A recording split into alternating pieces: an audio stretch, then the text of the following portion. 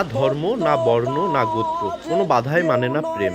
যুগে যুগে এমন অনন্য নজির স্থাপন করে গিয়েছেন লাইলি মজনু। রোমিও জুলিয়েটের মতো প্রেমিক যুগলেরাও তেমনি আরো একটি নজির স্থাপন করলেন তনুশ্রী দাস ও কবির হোসেন দম্পতি।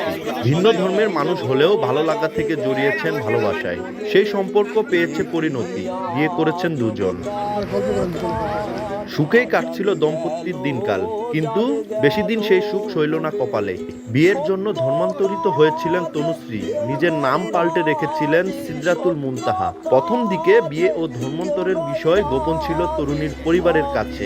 এক পর্যায়ে সবকিছু জানতে পেরে বাধা হয়ে দাঁড়ায় তারা। সবকিছু ছাপিয়ে বড় হয়ে ওঠে ধর্মের ভিন্নতা। মিথ্যা অপহরণ ও ধর্ষণ মামলা করা হয় কবিরের নামে। একদিকে গ্রেফতার হয় কবির, অন্যদিকে মিথ্যা জবানবন্দি দেওয়ার জন্য মুনতাহার উপর চলতে থাকে তার পরিবারের মানসিক ও শারীরিক নির্যাতন।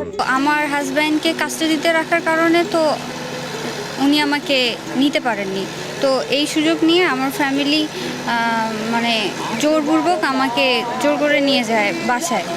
নিয়ে যাওয়ার পর অনেক বেশি টর্চার করে, অনেক। বর্তমানে আর আমার ইচ্ছার বিরুদ্ধে আমার ওয়াইফকে জোরপূর্বক তারা ইন্ডিয়াতে পাচার করার অপচেষ্টা করছে।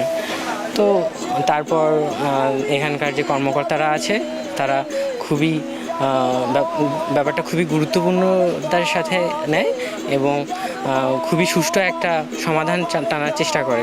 যাচাই বাছাই শেষে বিজিবি ও ইমিগ্রেশন পুলিশের সহায়তায় নিজের স্ত্রীকে ফিরে পান কবির। দীর্ঘ প্রতীক্ষার পর অবশেষে জয় হয় ভালোবাসার। একসাথে রংপুরে কবিরের বাড়ির উদ্দেশ্যে রওনা হয় এই দম্পতি।